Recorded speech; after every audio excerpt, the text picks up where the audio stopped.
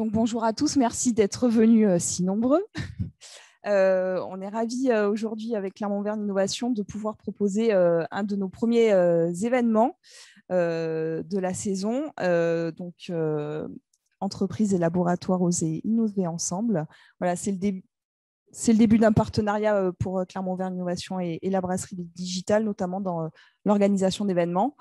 Voilà, on a fait venir différentes entreprises qui vont pouvoir aujourd'hui faire des retours d'expérience sur la démarche d'innovation, les dispositifs, les aides qu'ils ont trouvées aussi au sein de la structure. Est-ce que tu veux compléter, Yannick? Tu as déjà dit beaucoup de choses. Bonjour tout le monde. Déjà, merci d'être venu. Donc, en effet, l'objet de ce partenariat avec la brasserie du digital et Clermont-Auvergne Innovation, je vous présenterai Clermont-Auvergne Innovation, mais en 2 mots. Nous sommes la filiale de valorisation, de transfert de technologie et de création d'entreprises donc de l'Université Clermont-Auvergne et associés, c'est-à-dire pour tous les laboratoires académiques de la région. Et le but, en fin de compte, de cette présentation, c'est vous montrer que travailler avec les laboratoires de recherche, c'est à forte valeur ajoutée, c'est pas si complexe que ça et ça peut apporter quand même beaucoup de choses. Donc là, l'objet, c'est vraiment de vous présenter en effet comment on peut travailler avec le laboratoire, sachant que le champ des possibles est quand même très très large et ça en fonction en effet des interactions que vous allez pouvoir avoir avec notre communauté des enseignants-chercheurs, et même avec justement le site qui est au Puy-en-Velay, parce qu'il faut rappeler quand même que l'université Clermont-Auvergne est une des rares universités à avoir des implantations territoriales dans les 4 départements.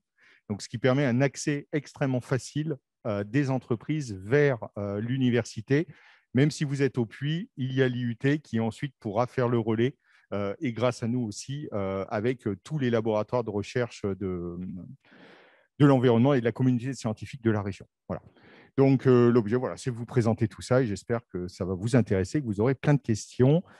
Sachant qu'à la fin, si vous avez en effet des sujets à évoquer en one-to-one, nous restons à votre disposition justement pour des échanges directs. Bonjour à toutes et à tous. Tout d'abord, je vous présente les excuses de Michel Jam, le directeur de l'IUT actuel. Il a des engagements, donc ça l'a empêché d'assister et d'être parmi vous aujourd'hui. Une présentation rapide du campus universitaire sur le site du Puy-en-Velay. Donc, tout d'abord, l'IUT Clermont-Auvergne est né au... il faut que j'appuie sur... Donc, il est créé tout récemment, donc il n'a même pas 1 an, c'est encore un tout petit bébé, malgré qu'il y a des départements qui ont plus de 50 ans. Donc, c'est le résultat d'une fusion entre 2 ex-IUT, l'IUT d'Allier et l'IUT de Clermont-Ferrand. À la suite, c'est-à-dire ce résultat est la conséquence de la fusion des 2 universités que vous connaissez sûrement tous, l'Université Blaise Pascal et l'Université d'Auvergne. Donc, avec cette fusion, il est devenu un des plus grands IUT de France avec pratiquement 4000 étudiants. Il y a 400 enseignants-chercheurs et à peu près 700. On revient en arrière, avec ça. Voilà. Et à peu près 700 enseignants vacataires, et d'où la richesse de notre formation, c'est que ça permet aussi aux étudiants d'avoir déjà, dès leurs premières études, un aperçu sur la vie professionnelle. Donc, il y a pas mal d'enseignants vacataires du milieu professionnel qui encadrent aussi nos étudiants pendant la formation. Donc, comme ça a été déjà dit tout de suite, il est présent dans les 6 villes de la région, c'est-à-dire, bien sûr, Aubière à Clermont-Ferrand, le campus d'Aubière, Montluçon, Vichy, Moulins, Aurillac et le Puy-en-Velay. Et comme ça a été dit aussi, c'est la seule composante de l'université qui est présente sur tout le territoire de la région. Donc, avec la nouvelle réforme du programme, du programme de l'IUT, c'est-à-dire même de la certification, on est passé d'une formation de 2 ans pour avoir un DUT. Maintenant, la formation se fera sur 3 ans, c'est-à-dire elle va inclure ce qu'on appelait avant donc les licences professionnelles, que malheureusement, ils vont pratiquement disparaître. Donc, ils vont être insérés dans la formation pour avoir un bachelor. donc le bachelor universitaire de technologie, c'est-à-dire le BUT.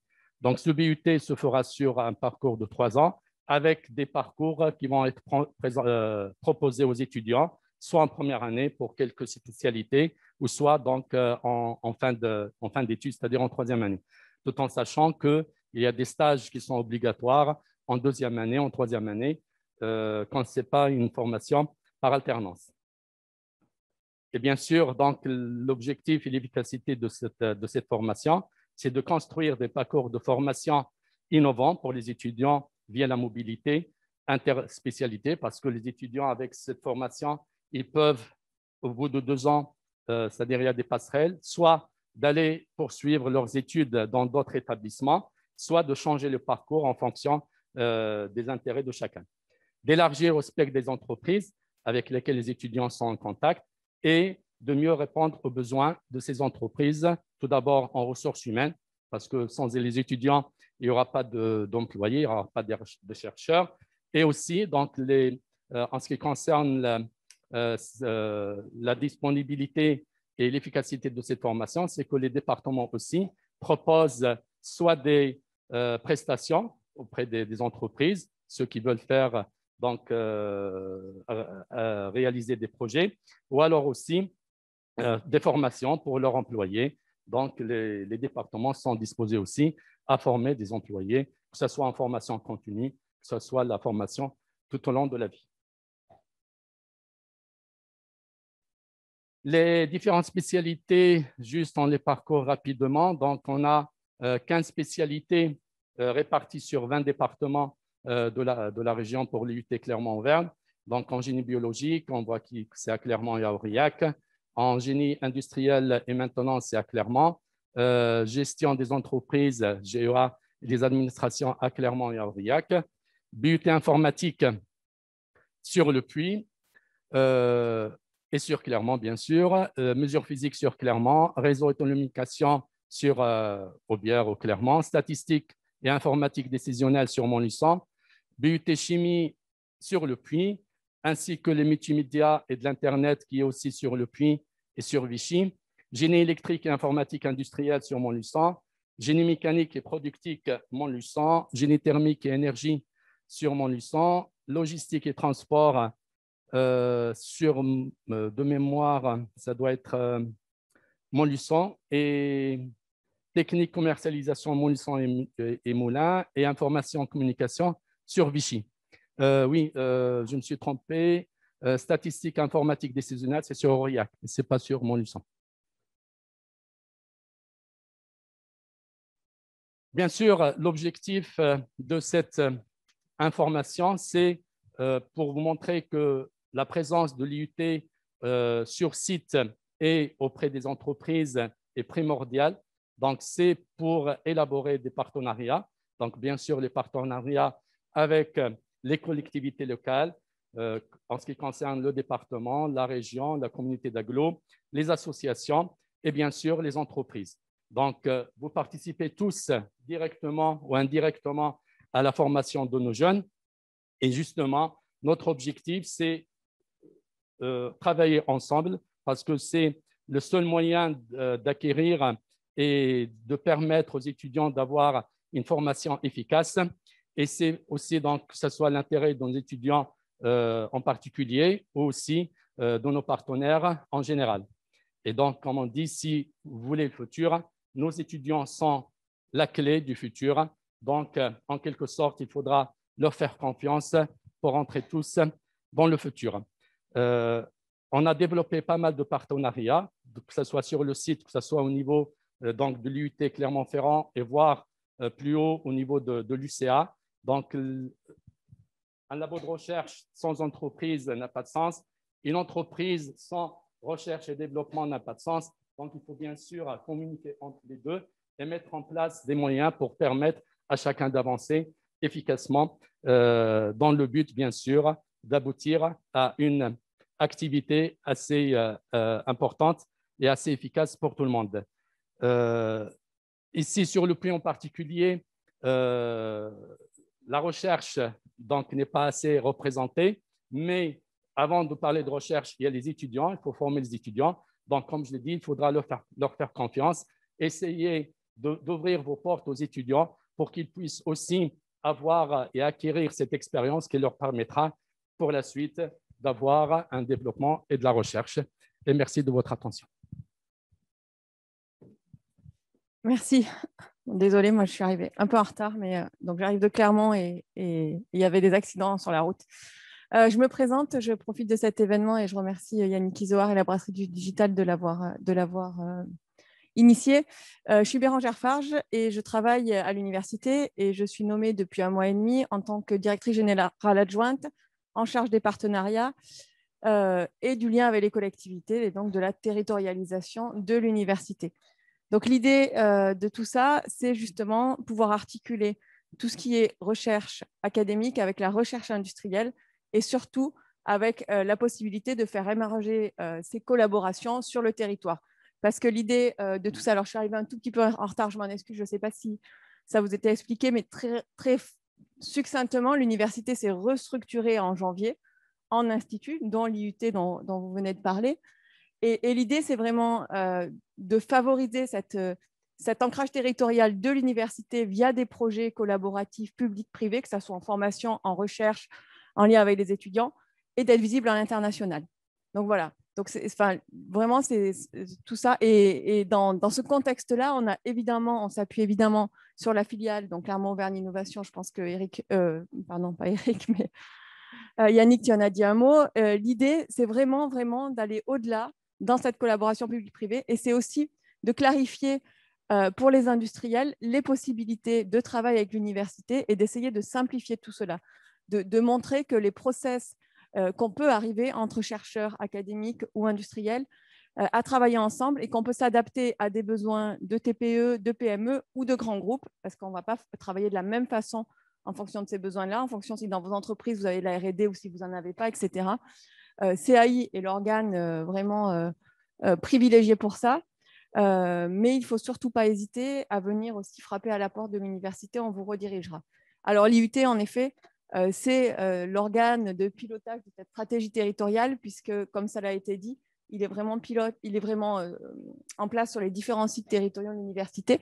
Et l'idée, bien sûr, c'est de travailler aussi, et je vois Madame Bénat, on s'était déjà rencontrés l'an passé, l'idée, c'est vraiment de travailler avec les collectivités pour qu'il y ait vraiment ce triptyque-là qui permette de faire émerger des projets qui soient bénéfiques pour le territoire aussi en tant que résultat économique. Parce que finalement, l'université, elle veut aussi et elle souhaite aussi être acteur de ce développement économique, social, culturel des différents territoires. Voilà, donc n'hésitez pas. Moi, je n'avais pas de slide. Mon nom, c'est Bérangère Farge. Et si vous avez besoin, n'hésitez pas à me contacter si vous avez des questions ou des souhaits par rapport à tout ça. Voilà, et puis bonne journée à tous. Rebonjour à tous. Je vais faire un mot rapide sur la brasserie du digital que beaucoup de gens commencent à connaître maintenant. Donc, nous, on a ouvert en juillet dernier, donc on va fêter nos 1 an très prochainement. Voilà, donc l'association est issue d'un partenariat public-privé également avec, dans nos parties prenantes aujourd'hui, la région, la communauté d'agglo, le département et l'université, mais également 3 entreprises qui sont à l'initiative en fait, de ce projet, qui sont Open Studio, Logipro et Iris Interactive. L'objet de l'association, ça va être vraiment de pouvoir de développer, structurer la filière numérique du territoire en se basant sur des projets collectifs. L'idée, c'est de pouvoir proposer, comme aujourd'hui, des animations, des conférences, des ateliers sur les divers thèmes du numérique et de l'innovation, comme on peut le faire aujourd'hui avec Clermont-Auvergne Innovation. Au-delà de ça, comment on arrive aujourd'hui à essayer de fédérer tous les acteurs du numérique autour du projet associatif?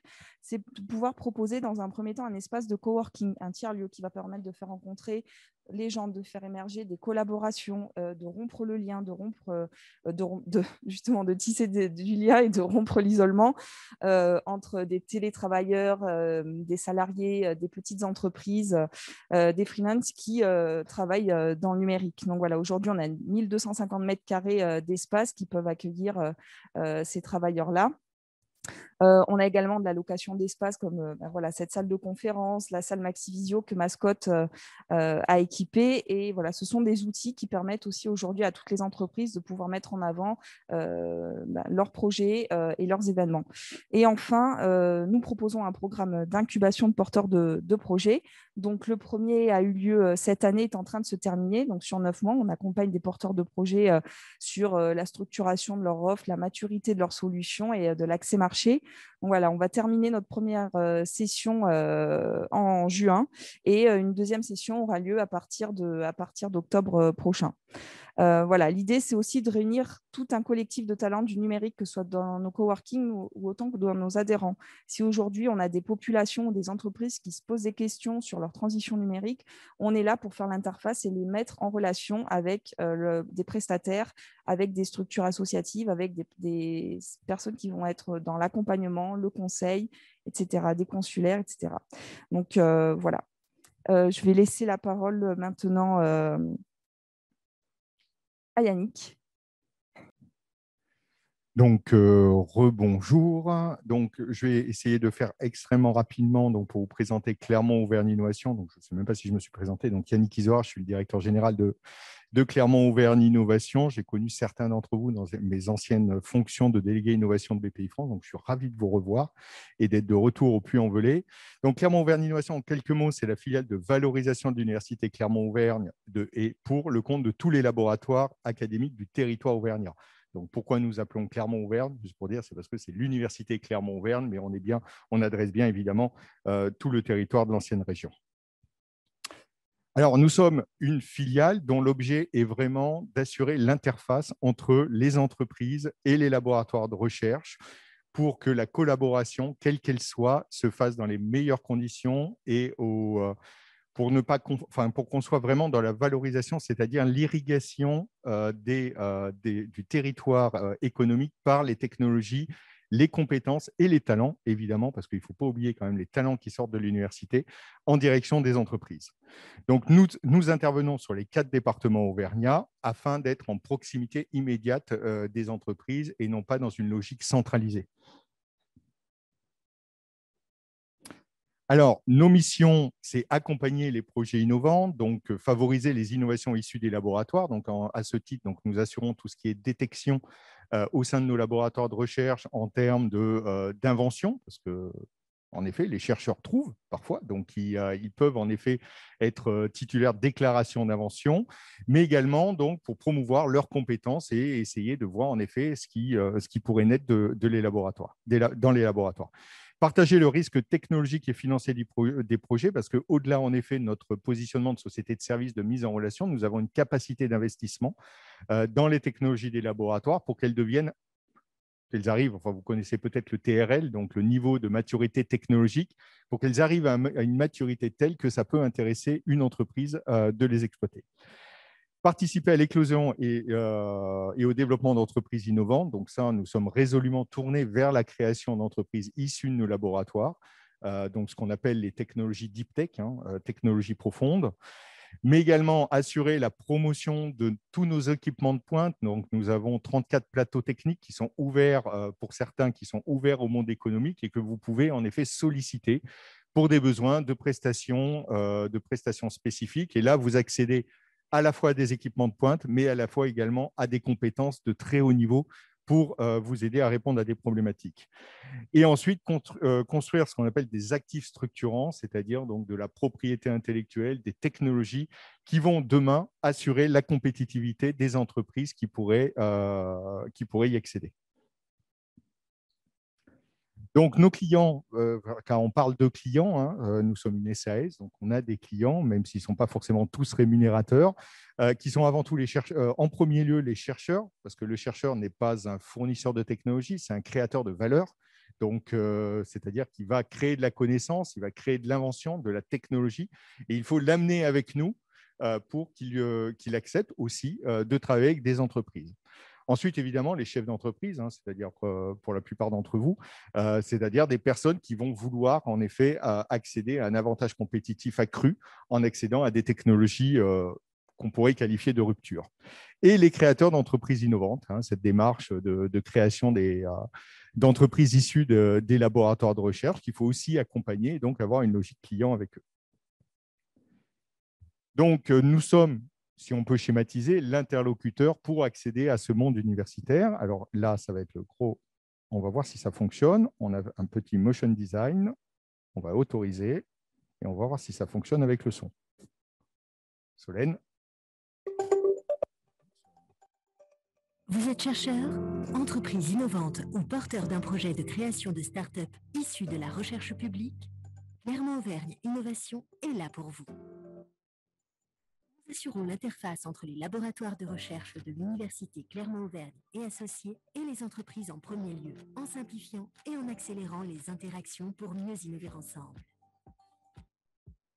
Vous êtes membre de la communauté scientifique et souhaitez collaborer avec le monde socio-économique? Une équipe d'experts vous accompagne afin de déterminer le potentiel d'innovation de vos projets, de construire une stratégie de protection de vos résultats de recherche, d'investir dans leur développement et de les valoriser par le transfert de technologies et par l'éclosion de start-up deep tech. En tant qu'acteur du monde socio-économique, vous souhaitez accroître votre compétitivité? Clermont-Auvergne Innovation est votre catalyseur pour développer une innovation avec un laboratoire de recherche. Accéder à des compétences académiques de haut niveau et des équipements de pointe ou exploiter des technologies de rupture.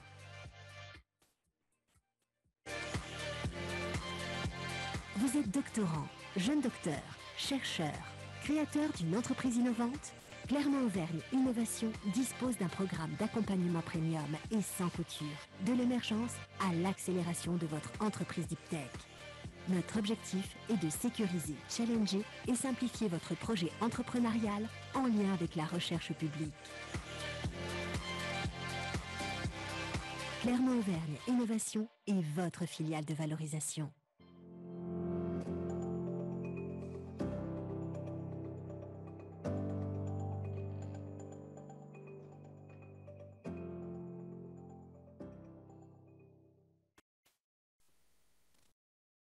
Alors maintenant, il faut juste que je retrouve mon PowerPoint. Et gagné. Donc voilà, en quelques mots, en fin de compte, quel est le positionnement donc, envers les trois clients. L'offre chercheur, donc en fin de compte, c'est justement aller vers les chercheurs, et avoir une démarche d'écoute pour essayer justement de valoriser l'entièreté de leurs actifs et de leurs compétences. Donc quand on parle des actifs, et les compétences, c'est tout simplement des offres d'expertise, des offres de programmes de collaboration, des offres de prestations de services à destination des entreprises. Donc, les clients dans les laboratoires, c'est à peu près tout le monde. Ce sont les enseignants-chercheurs, les jeunes docteurs, les doctorants et de manière générale, l'ensemble de la communauté scientifique, afin de déterminer ce fameux potentiel d'innovation, détecter au plus tôt et souvent avant publication un peu sauvage des résultats pour voir en effet si on a une capacité à protéger cette invention et investir, comme je vous l'avais dit, pour la maturation technologique et de manière générale promouvoir et rendre attractif justement ces collaborations publiques-privées et enfin l'éclosion de start-up qui est quand même une mission centrale chez nous.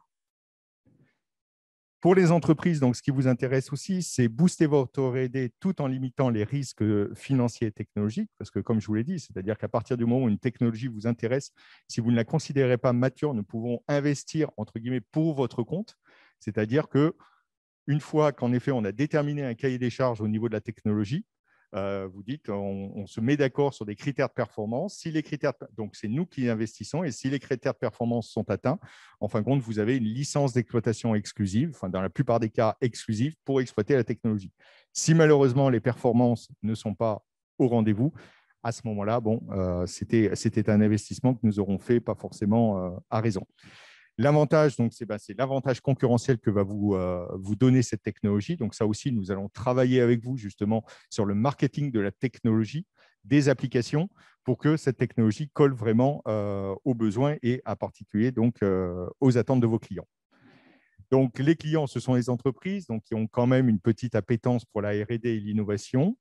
Et donc, les actions, c'est ce que je vous ai dit, c'est l'exploitation d'une technologie de rupture, le développement d'un partenariat qui peut être une première étape, qui n'est pas forcément extrêmement engageant, et de manière générale, l'accès à ces compétences et en particulier aux plateaux techniques qui peuvent vous apporter pour des coûts extrêmement dérisoires des réponses à vos problématiques technologiques. Donc là, normalement, il y avait Minalogic, je ne sais pas s'ils sont présents. Donc, je passe. Mais ça, on pourra vous en dire un peu plus. Combien de temps, si vous voulez, à la rigueur, ce que je vous propose, c'est de vous passer le motion design pour vous présenter EasyTech. C'est un dispositif donc, qui est proposé par Minalogic donc, sur toute la région Auvergne-Rhône-Alpes en particulier et qui est extrêmement intéressant au niveau des problématiques techniques et au niveau, en effet, des modalités financières. L'IRT Manoélec vous présente le programme EasyTech soutenu par la région Auvergne-Rhône-Alpes et piloté par Minalogic. Vous êtes dirigeant d'une PME et vous souhaitez vous différencier de vos concurrents? EasyTech est fait pour vous. EasyTech, c'est le programme de transfert technologique à destination des PME qui vous aide à intégrer de l'intelligence dans vos produits. Il associe accompagnement, expertise et financement. EasyTech, ce sont des offres de créativité, d'expertise et de R&D en partenariat avec les organismes de recherche de la région. Challengez vos idées et explorez de nouvelles pistes. Découvrez quelles technologies sont accessibles et trouvez le bon partenaire. Sécurisez votre cahier des charges et réalisez votre démonstrateur. Depuis 2012, plus de 140 entreprises de secteurs d'activité très variés ont mis sur le marché un produit high-tech grâce à EasyTech. Pourquoi pas vous? Venez participer à un rendez-vous conseil, la première étape de votre projet.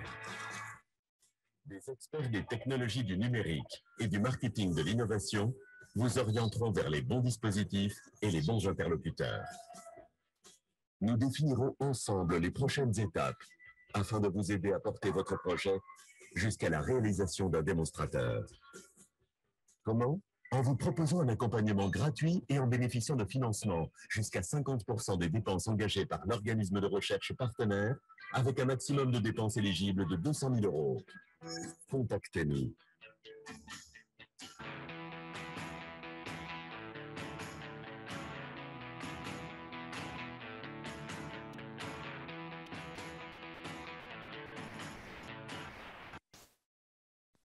Voilà donc le dispositif EasyTech. Si vous avez des questions, donc nous sommes à votre disposition. Et puis à la rigueur, je les vois pour le coup vendredi. Donc si vous souhaitez une mise en relation rapide, n'hésitez pas à nous le demander.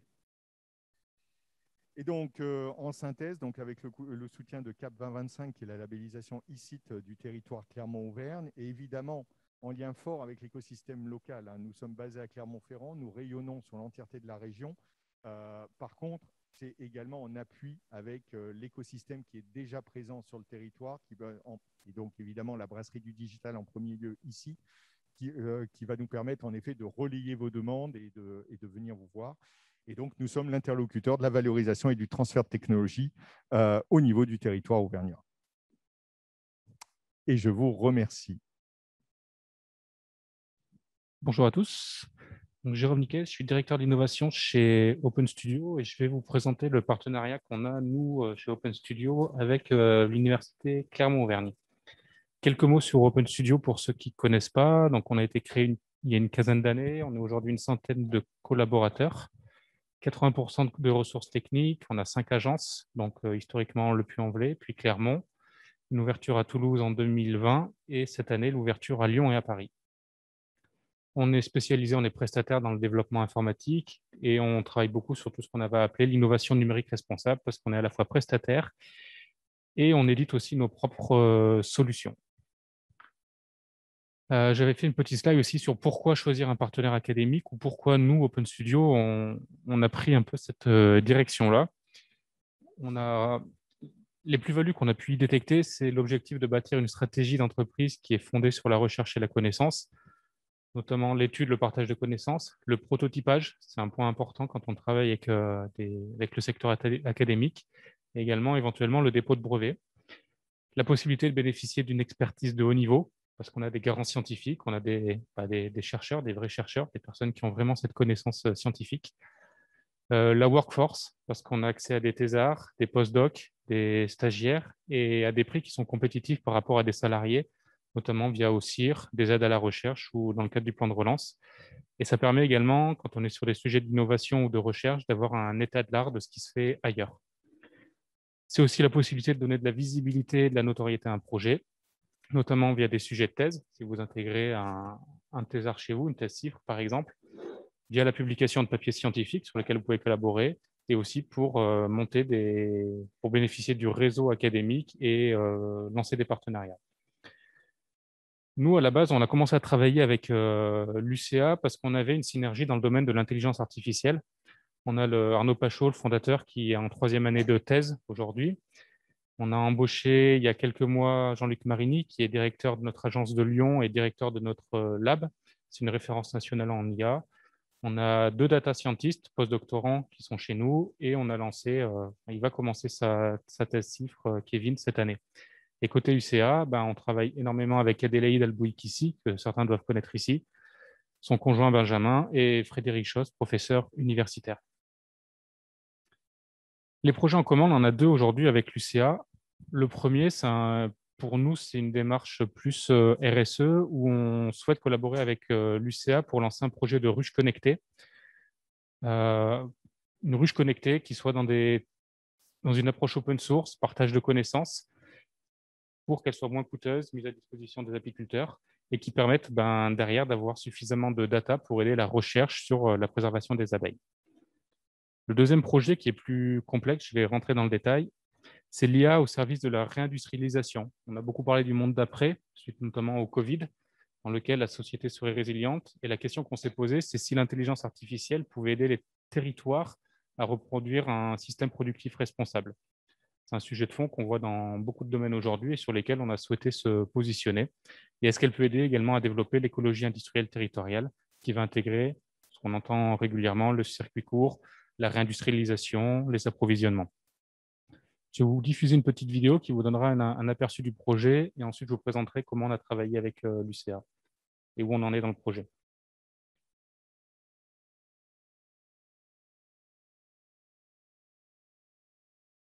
Sur l'intelligence artificielle au service de la résilience productive. La crise sanitaire a mis en lumière la fragilité du tissu industriel français. La rupture brutale des approvisionnements en mars 2020, en particulier ceux en provenance d'Asie, ont stoppé net la production de nombreuses entreprises françaises et de tout un écosystème lié à leurs activités. Dans un pays comme la France, qui a quand même été le pays de l'OCDE à le plus délocalisé, bien évidemment, on peut parler de résilience productive. Des entreprises qui fabriquaient de la liqueur, qui étaient des entreprises de cosmétiques ou qui faisaient des spiritueux, se sont mis à faire du gel hydroalcoolique parce que tout le monde en avait besoin. Pendant la première partie de la crise sanitaire, on a beaucoup parlé du monde d'après, dans lequel la société est résiliente et apprend de ses erreurs. Ce monde où les dirigeants seront clairvoyants, c'est à nous de le construire. De ce constat est né le projet d'un outil d'aide à la décision faisant appel à l'intelligence artificielle, l'Atlas de la résilience productive. C'est un projet qui rassemble la sphère publique et la sphère privée dans un même objectif. On a plusieurs parties prenantes qui sont différentes, avec des stratégies qui leur sont propres. On a d'un côté les établissements, certains cherchent des fournisseurs, d'autres des clients, certains cherchent des partenaires, certains cherchent les deux, certains cherchent des opportunités d'installation, tous cherchent à sécuriser leur activité et à la développer. D'un autre côté, on a des pouvoirs publics, sous leurs différentes formes, qui veulent mieux appréhender leur territoire et mieux comprendre pour mieux aider et pour être plus efficaces, pour pouvoir dérouler des scénarios, pouvoir demain dire qu'est-ce qui se passe si mon approvisionnement s'arrête, qu'est-ce qui se passe si mon gros fournisseur n'est plus en mesure de produire, quelles sont les entreprises de proximité que je vais avoir qui font mon produit ou qui, moyennant un saut productif, c'est-à-dire une évolution légère de leur outil productif, vont être en mesure de fabriquer cette pièce qui manque à l'ensemble de mon écosystème. Les technologies numériques offrent aux territoires la possibilité de devenir des espaces productifs avec une fabrication plus locale et plus distribuée. Cette idée s'inscrit dans la dynamique du label Fabrégion, obtenu par la région Auvergne-Rhône-Alpes en 2018, qui porte l'ambition de développer une économie circulaire intégrée, plus locale et plus respectueuse de l'environnement. Nous travaillons beaucoup en partenariat, c'est-à-dire que nous intégrons dans nos produits nos technologies cœur, mais des technologies également complémentaires que l'on va chercher chez des partenaires. Très souvent, bien sûr, en France et plus particulièrement dans la région Rhône-Alpes. Nous, à notre petit niveau, nous essayons de créer des synergies entre adhérents pour qu'ils puissent des fois aller chercher chez leurs voisins ce qu'ils allaient peut-être chercher de l'autre côté du monde. L'enjeu est donc la donnée. Les données accessibles, libres et ouvertes, autrement dit l'open data, peuvent nourrir des modèles d'intelligence artificielle qui permettent de cartographier le patrimoine productif d'un territoire. Les récents travaux de l'Université d'Harvard, basés sur la modélisation des établissements et des échanges commerciaux, offrent une véritable photographie du patrimoine productif des territoires. Il est alors possible d'identifier les zones de fragilité industrielle, produits non fabriqués sur un territoire représentés par les points gris, mais aussi d'identifier les proximités productives au sens du savoir-faire industriel. Clients et fournisseurs peuvent alors collaborer dans une même direction. La proximité productive entre deux types de produits peut être associée à une proximité de savoir-faire. Sur le territoire, il est alors possible de rechercher à proximité d'un établissement non seulement les fournisseurs potentiels d'un des produits fabriqués, mais également les fournisseurs bénéficiant d'un savoir-faire proche, lesquels seraient en mesure d'adapter leur chaîne de production à la fabrication de ce produit. Tout le travail qui est aujourd'hui en place, c'est comment est-ce que ces données, on va les collecter et comment est-ce qu'on va, notamment dans le cadre de projets autour de l'intelligence artificielle, pouvoir s'en servir pour faire sens pour les entreprises, pour permettre à ces entreprises déjà d'avoir un état des lieux de leur écosystème, de mieux connaître aussi leurs sous-traitants potentiels, de mieux connaître leurs prestataires, d'avoir une vision un peu plus claire finalement des partenaires qu'elles pourraient avoir sur un territoire. Et c'est un enjeu qui est un enjeu aussi très local, puisque notre objectif, c'est d'être sur cette logique de circuit court. Comment est-ce qu'on peut mieux identifier à proximité les compétences qu'il y a autour de nous? Et l'intelligence artificielle, de ce point de vue-là, est un outil extrêmement puissant. Ce qu'on ambitionne de développer, c'est en fait un véritable Tinder de l'industrie. Donc, comme les plateformes de mise en relation, l'idée est de mettre en relation des acteurs de la production pour qu'ils puissent développer de nouveaux produits ou diversifier en fait leur mode de production. On se base derrière sur de l'intelligence artificielle et notamment des systèmes de recommandation qui vont venir être un outil d'aide à la décision pour les développeurs économiques pour pouvoir explorer de nouvelles voies de développement territorial. Où on peut trouver des compétences particulières, où on peut trouver des matières particulières, où on peut trouver un savoir-faire particulier. C'est un outil qui n'a pas vocation à être uniquement un outil de gestion de crise. Je crois que c'est un outil qui va vraiment s'installer durablement dans les usages tant des entreprises que des pouvoirs publics pour vraiment travailler de concert. Nous, on est vraiment très fiers, Open Studio, de faire partie de cette aventure. Pour la présentation, ça vous donne un aperçu du projet. Ce projet a été... Où on en est dans ce projet en fait à la base, c'est donc la thèse d'Arnaud Pachot qui a permis de se positionner sur ce projet-là parce que le sujet était intéressant. Thèse qui fait évidemment avec l'UCA et on a décidé d'approfondir ce projet-là pour en réaliser un POC, une preuve de concept, pour vraiment investir parce qu'on croit beaucoup dans l'ambition de ce projet et ce qu'il peut apporter à la fois à la sphère publique comme à la sphère privée. Il a été sélectionné et retenu par le comité interministériel de la transformation publique, le CHEMI, pendant le mois de l'innovation publique dédié au territoire, c'était en novembre 2020.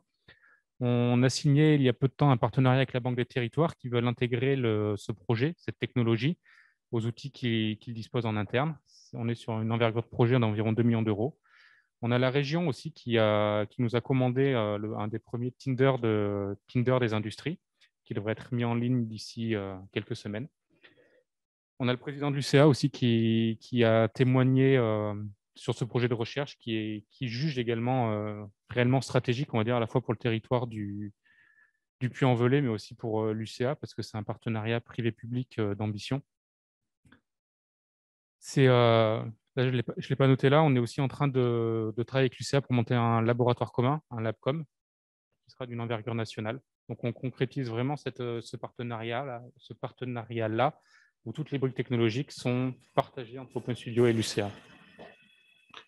Nos travaux ont été publiés lors d'une conf I3E. Elle va être publiée sur le site ACM. C'est la première publication scientifique qui est née de ce projet, qui nous permet concrètement, c'est ce qui nous permet de valider en fait que toutes les théories qui ont été travaillées pendant 2 ans finalement elles sont validées par la sphère scientifique.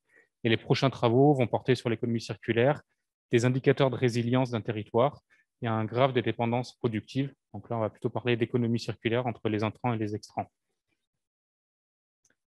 Le partenariat avec l'UCA, c'est aussi, donc on a vu, il y a ce projet-là, mais ça nous permet aussi d'avoir une expertise qui est reconnue pour tout ce qui touche à l'intelligence artificielle, mais aussi au numérique responsable. C'est ce qui nous permet aussi d'avoir intégré différents clusters ou différentes associations, dont vous pouvez trouver les logos là. Au niveau de l'avenir en commun, on a un engagement, nous, assez fort au niveau de la formation locale. On prend différents stagiaires, que ce soit de DUT, que ce soit de licence, voire de master sur Clermont, des projets tutorés, pardon. C'est aussi des interventions qu'on peut faire en tant qu'enseignant et des engagements à la R&D où on a un contrat de collaboration qui est signé, qu'on a 3 projets de R&D qui sont déposés et retenus, on a un premier contrat CIFRE, des publications nationales, voire internationales, et le projet ANR de Labcom, Laboratoire commun Open Studio UCA, qui est déposé, dont je vous ai parlé il y a quelques instants.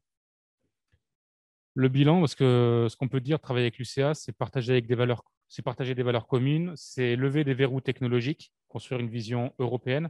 Alors nous, on parle de l'IA, mais pour d'autres, ce sera sur d'autres thématiques. C'est développer de nouvelles thématiques sur le numérique responsable, c'est créer de la valeur, c'est développer des synergies et des nouveaux projets, et c'est aussi acquérir une crédibilité scientifique. Et en conclusion, on pourrait dire que c'est nous, à notre niveau, on a trouvé tout notre intérêt de collaborer avec l'UCA, mais que ce soit des startups ou grands groupes, il faut oser finalement se renseigner, échanger, discuter, présenter les projets.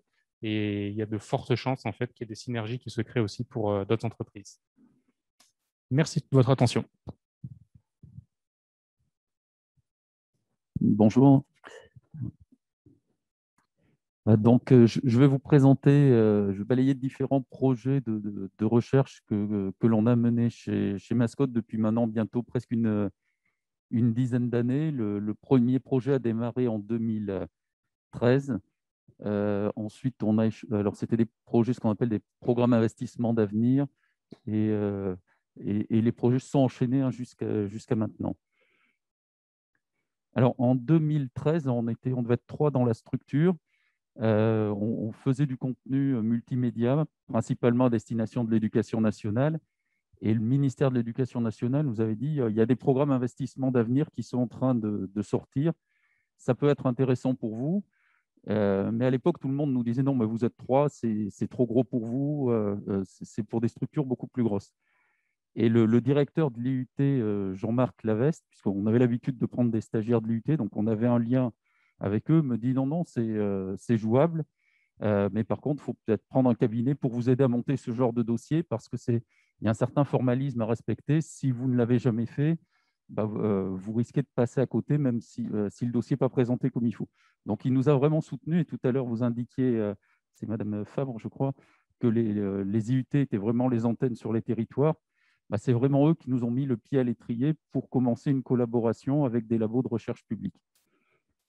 Et 2 enseignants-chercheurs de l'IUT, Adélaïde et Benjamin, qui ont participé au projet.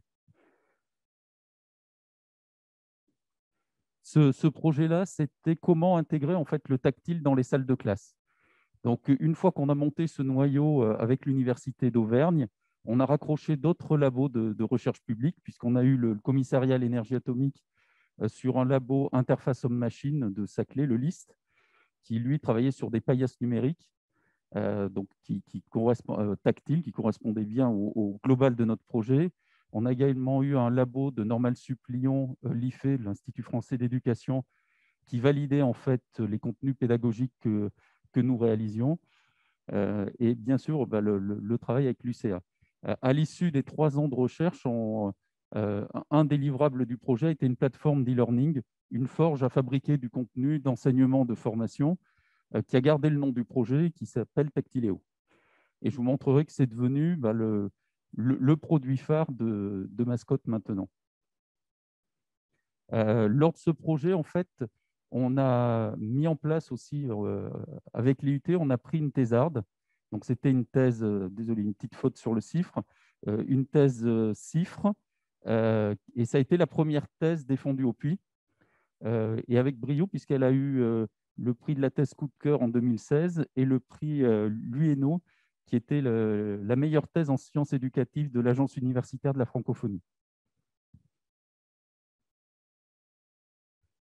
Ensuite, on a continué sur des projets investissements d'avenir. Et l'objet, ça a été de prendre en compte l'accessibilité de notre plateforme à des publics déficients auditifs et visuels sur des apprentissages fondamentaux. Donc, on a travaillé avec des labos publics plutôt spécialisés sur ces problématiques de déficience auditive visuelle pour faire que les contenus soient accessibles à tout le monde.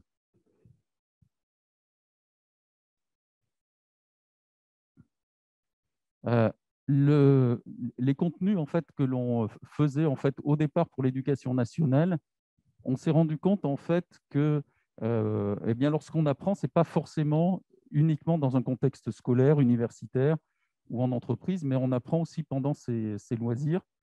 Et donc, on a participé à un autre dispositif que les programmes d'investissement d'avenir, qui sont des programmes en fait, pilotés par le SGPI, le Secrétariat général pour l'investissement. Là, c'était un dispositif qui s'appelle le FUI, qui est piloté par BPI et la région, et qui permet d'industrialiser des projets, c'est-à-dire d'arriver à quelque chose d'industrialisable. Et là, on l'a développé avec une société qui était spécialisée en muséographie. Au niveau de la muséographie, ils avaient des référentiels qui étaient différents lorsqu'ils accueillaient des scolaires dans les classes de ceux que l'on avait dans l'éducation. Et le travail de ce projet, ça a été de pouvoir rapprocher les outils de Mazedia qui permettaient en fait de mettre du contenu numérique sur différents écrans tactiles dans les espaces muséographiques avec notre plateforme d'apprentissage pour permettre à un enseignant de commencer dans sa classe, pouvoir poursuivre l'expérience dans le musée, recueillir les traces de là où était passé l'enfant, devant quelle œuvre il s'était arrêté, quelles interactions il avait eues, et ces traces, pouvoir les réutiliser dans la classe. Parce que pour l'enseignant, on ne fait pas simplement une visite dans un musée, ça démarre avant la classe, il y a ce qui se passe dans le musée et ce qui se fait ensuite. Et là encore, on a travaillé alors, avec d'autres labos alors, qui n'étaient pas sur la région, puisque c'était notre partenaire qui était sur Nantes qui nous les avait emmenés. Le dernier gros projet que l'on a mené, c'était aussi un programme investissement à venir, un dispositif qui s'appelle IFRAN. Là, on l'a mené avec 2 labos de l'Université de Clermont, le LabSco, qui est un laboratoire de sciences cognitives, et le LIMOS, un laboratoire plus informatique. Et là, l'objet, c'était de montrer notre plateforme. En fait, quand on l'a créée, l'idée, c'était de se dire, avec le numérique, on va pouvoir mieux... Et simplement, ça, c'était notre intuition et notre volonté. Donc, on a développé la plateforme sur les projets de recherche précédents. Et là, l'objet de cette IFRAN, c'était de mettre en place un démonstrateur terrain de grande envergure, puisqu'on a eu au départ 12 000 élèves impliqués. Après les autorisations parentales demandées, on en a eu 8 000 actifs dans l'expérimentation. On a embarqué, je crois, 250 enseignants, 40 établissements scolaires. D'après le LabSco, c'est une des plus grosses expérimentations au monde sur ce qu'ils appellent sur le secteur Q12, école, collège, lycée. Et l'objet, c'était de montrer qu'un STI, un système... attendez, c'est la slide d'après. Qu'un système tutoriel intelligent, donc un système où, en fait, au fur et à mesure des réponses de l'apprenant, on va lui proposer un contenu différencié qui est fonction de sa réponse, eh bien, on arrive à améliorer les apprentissages. Donc, dans ce projet-là, le principe, c'est qu'on avait fait dans 8 matières, collège et lycée, 6 semaines de cours. Le LabSco faisait des tests psychocognitifs sur les élèves pour évaluer leur capacité à apprendre. Estime de soi, est-ce que quand je vais en maths, je dis je suis nul en maths, et du coup, même si mes tests psychocognitifs montrent que j'aurai toutes les capacités pour réussir, j'y vais désengagé, je n'écoute pas. Et on rentrait les CSP des parents. Et bien sûr, un test de niveau avant de démarrer et un test après les 6 semaines. Ce qui est ressorti, quelles que soient les matières, c'est qu'on améliorait les résultats par rapport au groupe témoin de 20 à 25%. Ce qui est ressorti en seconde analyse, quand ils ont étudié les CSP, c'est qu'on réduit la fracture sociale. C'est-à-dire que sur les groupes témoins qui n'utilisaient pas la plateforme, eh bien, on arrivait, sur les élèves les plus faibles qui utilisaient la plateforme, arriver au même niveau que les élèves qui, sur les groupes témoins, ne l'utilisaient pas. Donc, on avait tiré tout le monde vers le haut. Donc ça, du coup, ça permet de valider en fait des intuitions, se dire oui, avec du numérique, j'individualise, ça c'est ce qu'on pense, mais là, avec voilà, des échantillons de 8000 élèves, on arrive à démontrer scientifiquement qu'avec le numérique, on apprend mieux. Du coup, un petit peu en conclusion, c'est pour vous dire qu'au cours de ces 10 années, des différentes collaborations avec ces labos publics, ça nous a aidé à façonner notre produit. Donc, le produit que l'on a actuellement, il est vraiment issu de cette coopération avec les différents labos que j'ai pu citer sur les projets. Et c'est une plateforme, du coup, on a gagné des marchés avec le ministère de l'Éducation nationale. Et du coup, la plateforme est accessible maintenant à toutes les écoles, collèges et lycées de France, c'est-à-dire que tout enseignant qui veut l'utiliser peut l'utiliser. Et également, l'an dernier, dans le cadre du confinement, on a participé au partenariat global pour l'éducation avec l'UNESCO et la plateforme est en train d'être déployée dans 10 pays d'Afrique francophones. C'est un produit aussi qui est très utilisé. Là, je vous ai mis quelques stats d'usage et on voit l'intérêt aussi d'avoir des programmes de recherche où on travaille en fait en interaction avec les labos et les établissements pour faire un produit qui colle aux besoins des utilisateurs. Sur les banques de ressources numériques, donc c'est les marchés qu'on a eu avec l'Éducation nationale, il y avait différents titulaires en fonction des disciplines. C'est à chaque fois le contenu et la plateforme. Donc on était en concurrence avec les éditeurs Hachette, Belin, Nathan, Bordas. Ça, c'est les stats que nous remontent les académies sur les taux d'usage de la plateforme. On voit qu'on a, par rapport à toutes les autres plateformes, on est à peu près entre 80 et 90% des usages sur ces contenus plateformes qui sont faits sur Tactiléo.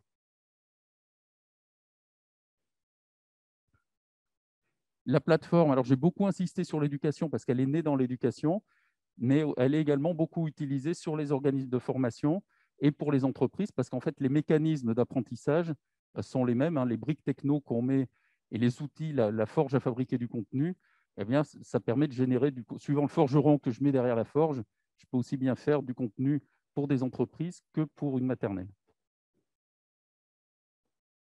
Donc, ce que je vous indiquais, c'est qu'en fait, la plateforme est déployée sur plusieurs pays. On travaille avec pas mal d'organismes de formation ou des entreprises. Et là, dernièrement, on vient de répondre à un appel d'offres du ministère qui était sur la remédiation maths français seconde. Je ne sais pas si vous avez ça en tête, mais en entrée de seconde, on fait des tests de niveau en français et en maths. Et l'objectif de cet appel d'offres, c'est de fournir du contenu adaptatif pour permettre aux élèves de remédier à leurs lacunes.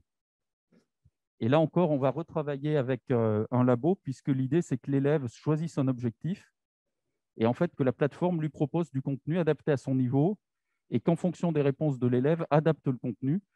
Donc là, on va travailler avec un labo qui est spécialisé en adaptative learning et qui va nous amener des algorithmes d'IA de recommandation pour faire que les contenus s'adaptent et aident toujours l'élève à mieux apprendre. Voilà, je vous remercie. Bonjour à toutes et à tous.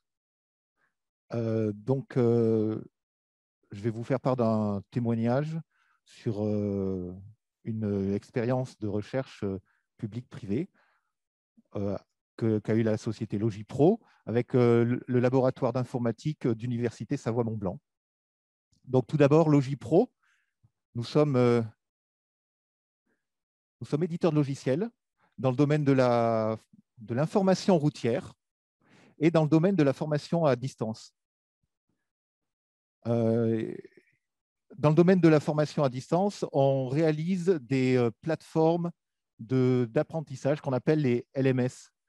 Ces plateformes, elles permettent à des apprenants, vous en connaissez peut-être quelques-unes, elles permettent aux apprenants de suivre des formations à distance, mais pas que. Il y a quelques années, on avait un projet innovant de recherche sur les parcours adaptatifs, où l'objet, c'est de faire que les formations s'adaptent en fonction du profil de l'apprenant, le profil cognitif. Donc, si vous êtes plutôt plus perceptif à un environnement sonore et visuel, on vous proposera du contenu multimédia au lieu de vous proposer du contenu écrit. Et donc, il y a 3 ans, suite à une rencontre avec Christine Gattez de l'université, donc du laboratoire informatique de Savoie-Mont-Blanc, on a eu cette idée de lancer une thèse, un doctorat autour de ce sujet de recherche. Donc, le partenariat a été établi, on monte une thèse CIFRE et l'aventure commence. Donc, une fois le recrutement fait, pendant quelques 3 ans, notre doctorant va travailler sur le sujet du parcours adaptatif. Mais l'aventure, souvent, nous amène dans des chemins un petit peu bizarres.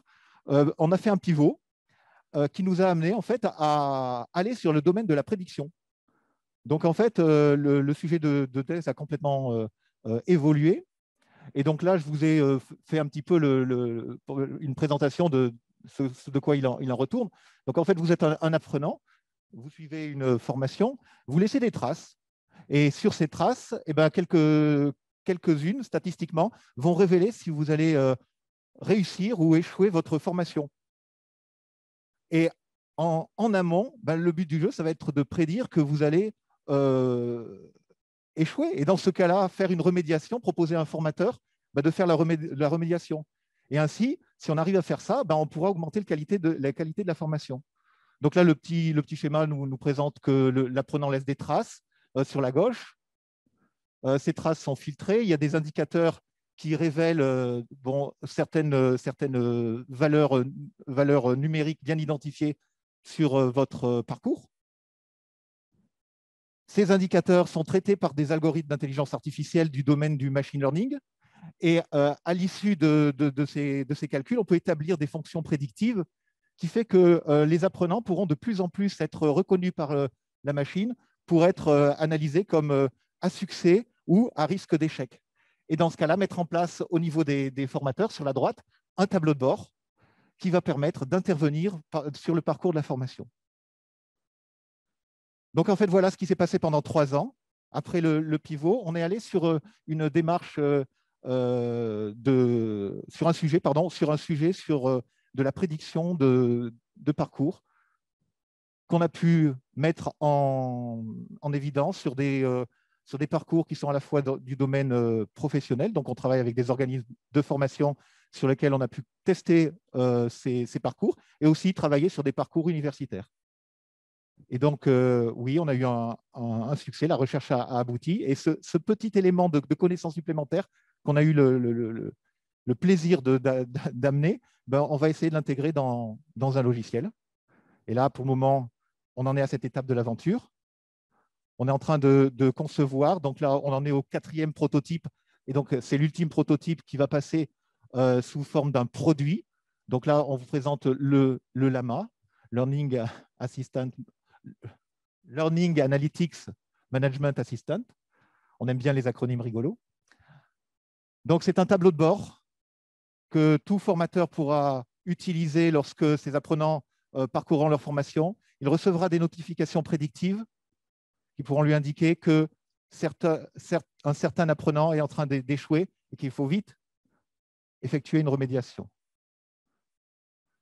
Donc, maintenant, l'AMA est en train de sortir de la recherche pure. On est sur du produit innovant. Et maintenant, le but du jeu, c'est de commercialiser. Donc, voilà pour le témoignage de ce sujet de recherche qu'on a effectué à Logipro. Donc, on a plusieurs thématiques. On travaille sur la formation à distance et aussi sur l'information routière, sur l'accidentologie. Sur ces sujets, on cherche des chercheurs qui sont motivés par le machine learning, l'intelligence artificielle, et puis qui veulent un petit peu changer le monde dans ces 2 secteurs d'activité. Voilà, je vous remercie. Donc, moi, je m'appelle Franck Reynaud. Je suis cofondateur de Monkey Factory, en fait, qui édite la solution MyBus que certains d'entre vous connaissent. Alors, je vous présente très rapidement ce qu'on fait pour ceux éventuellement qui ne connaîtraient pas. Nous, on édite des solutions digitales pour faciliter la vie aux gens qui utilisent les transports en commun. Donc, en général, c'est des gens qui veulent aller d'un point A à un point B. Et nous, ce qu'on fait, grosso modo, c'est leur porter à leur connaissance l'intégralité des moyens de transport qu'il y a justement pour faire ce voyage.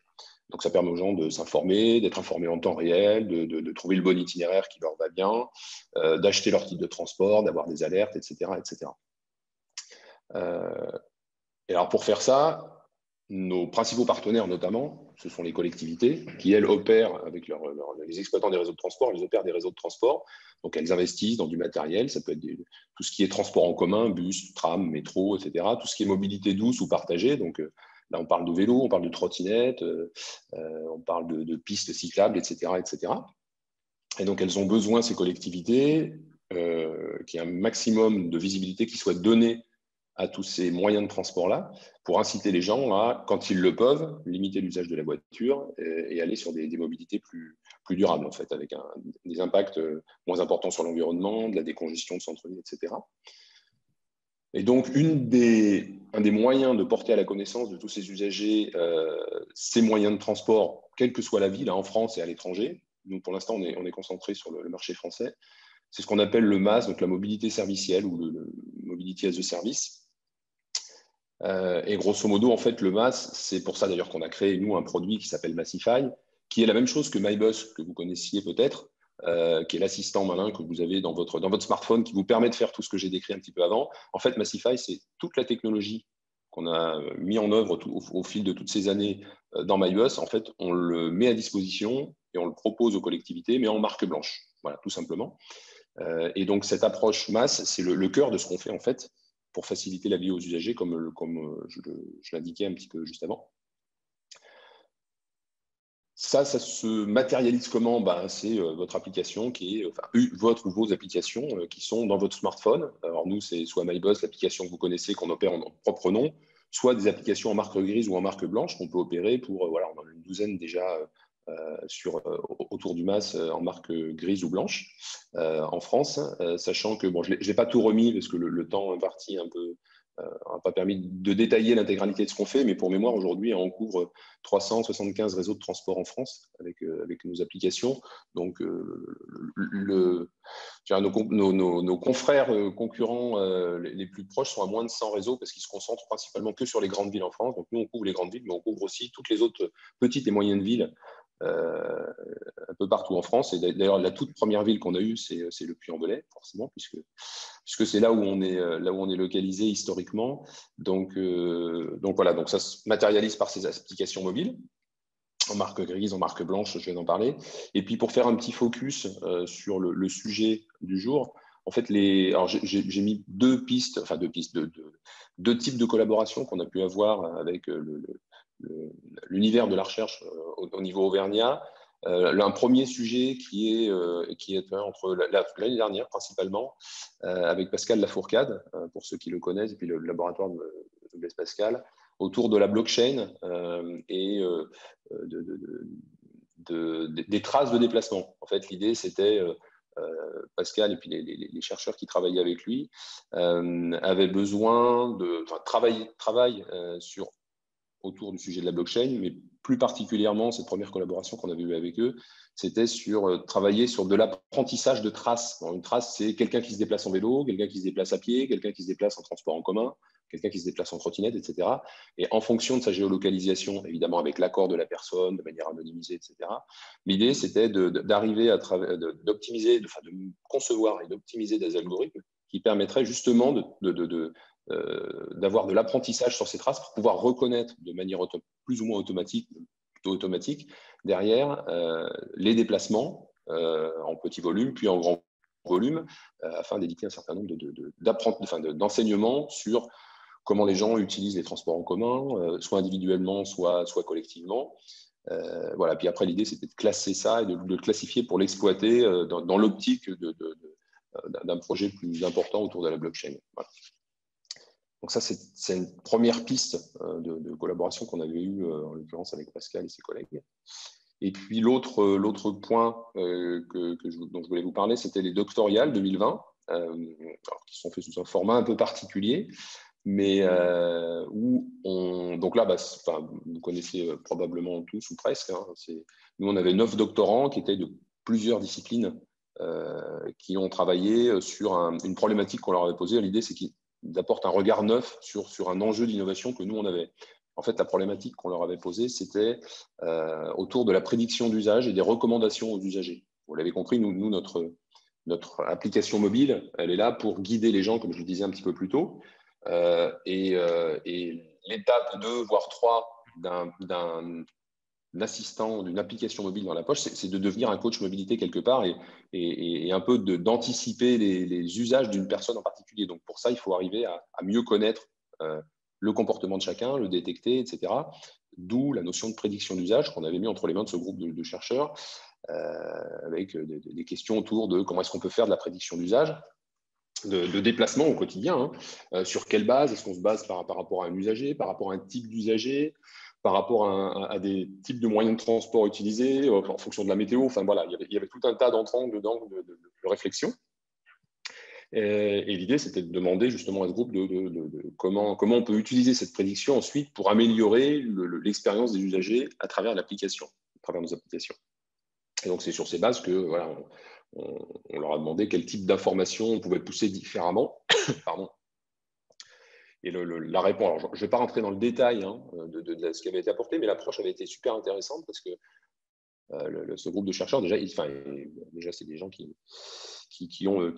savent se saisir d'une problématique et la décortiquer sous tous les angles. En plus, là, ils étaient pluridisciplinaires, donc il y avait une complémentarité entre les différents chercheurs du groupe qui était super intéressante pour nous. Donc, l'approche qu'ils ont eue, c'est de raisonner avec des personae. Donc, il y avait des gens profil personne à mobilité réduite qui veut se déplacer dans une métropole, dans des transports en commun et qui est plutôt geek. Bon, voilà. Ils ont déroulé le fil de leur logique autour de ça, sur comment est-ce qu'on peut améliorer son expérience, avec des propositions très concrètes, le degré d'acceptation auprès de cette personne type, ce personnel, des propositions qui étaient faites, et puis quel gain ça lui apportait au quotidien. Donc voilà, ils ont décliné tout un travail autour de ça avec du mind mapping qui était particulièrement bien fait et très parlant pour nous. Et ils l'ont décliné sur 5 ou 6 personnels différents, de jeunes adultes, de parents avec enfants, etc. etc.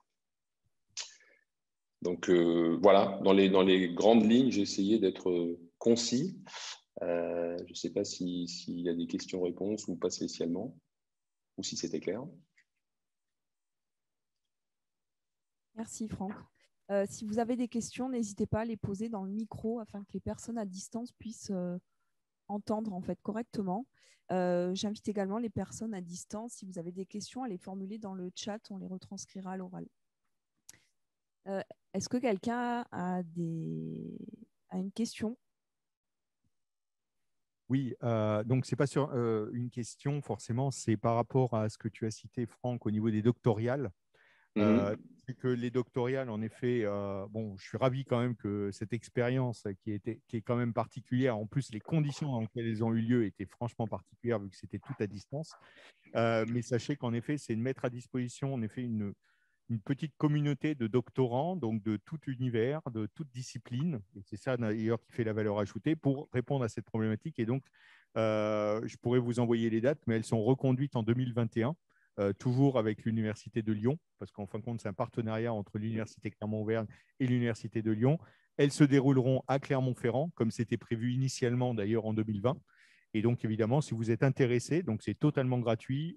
C'est juste une question de bande passante en ce qui vous concerne, parce que ça demande quand même un peu de temps, de réflexion, mais je pense que c'est une bonne bouffée d'oxygène et peut-être des réflexions qui peuvent naître. Oui, je peux compléter, Yannick. Hein, je confirme. Le temps imparti, côté entreprise, c'est pas si énorme que ça. Il suffit de bien libeller la problématique de départ. Et puis après, on n'est pas obligé d'être en permanence sur la journée ou la journée et demie où le groupe de chercheurs travaille. On n'est pas censé être avec eux en permanence. Donc, c'est des créneaux de une demi-heure, 1 heure. Mais vu la richesse nous concernant par rapport à la problématique telle qu'elle a été adressée, vu la richesse des recommandations et nous, on est super contents. Enfin, je reparticiperai avec grand plaisir. Super. Eh ben, alors après, il peut y avoir une suite, par exemple. Donc, si un doctorant qui est plutôt en fin de thèse, hein, parce que là, vous n'allez pas le recruter alors qu'il n'a pas fini sa thèse, on va éviter. Et en effet, porte des choses qui peuvent vous intéresser. Sachez qu'en effet, la région Auvergne-Rhône-Alpes a doté Clermont-Auvergne Innovation d'une ligne budgétaire qui permet en fin de compte que Clermont-Auvergne Innovation porte le salaire du jeune docteur, une fois qu'il a porté sa thèse, pendant 1 an, pour travailler sur un programme à destination d'une entreprise d'Auvergne-Rhône-Alpes. Donc ça, c'est des choses qui sont très spécifiques de la région Auvergne-Rhône-Alpes. Ça existe à Grenoble, à Lyon et à Clermont-Ferrand, évidemment. Donc, c'est Clermont-Auvergne Innovation, l'opérateur pour ce dispositif. Donc, ça permet, en effet, si toutefois les doctorales est une sorte d'amorçage de la connaissance, même si ce n'est pas l'objet, hein, mais bon, on ne sait jamais. Vous pouvez avoir cette opportunité-là. Ça s'appelle DocTup et vous le trouverez sur notre site Internet. Petit moment de pub. Merci du coup à tous les participants à cette journée. C'est vraiment intéressant. En plus, ce qui est bien, c'est que on a enregistré le support, donc on pourra le rediffuser derrière. Ça servira de contenu pour les entreprises qui n'ont pas pu aujourd'hui se connecter et assister à cet événement. Voilà, donc l'idée, ce sera régulièrement, maintenant que les conditions le permettent, de proposer régulièrement des événements de sensibilisation, d'acculturation sur les domaines de l'innovation et du numérique. Je crois qu'il y a peut-être une question. Je vais juste aller voir dans le chat. Je te laisse conclure ensuite, Yannick. Oui, alors, bon, déjà, merci en effet pour les témoignages. Moi, je connaissais certains projets, j'ai vu qu'ils ont extrêmement bien avancé. Franchement, pour moi, je trouve que ça donne envie quand même de travailler avec les labos, dans la mesure où on voit bien en effet l'incrément de technologie, l'incrément de compétitivité, l'incrément de différenciation sur les marchés qu'ont apporté ces collaborations. Et on voit également la diversité des collaborations et des sujets qui ont été adressés par les entreprises altiligériennes, pour le coup. Donc, ce qui veut dire, en effet, c'est totalement ouvert à tout le monde. Et en tout cas, oui, merci beaucoup pour les témoignages. C'était juste passionnant. Alors, en plus, on n'y est pour rien, donc je peux le dire avec autant d'objectivité, parce que quand ils ont été initiés, nous n'existions pas. Oui. Une question ? Non, c'est pas une question, c'était simplement un remerciement. Voilà. Bah, écoutez, on vous libère. Merci à tous. Merci à tout le monde. Et puis, bon, on reste ici si vous avez des questions n'hésitez pas. plus particulières. Merci beaucoup, Franck.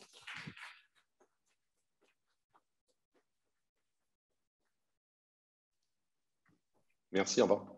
À très bientôt. Au revoir. Au revoir.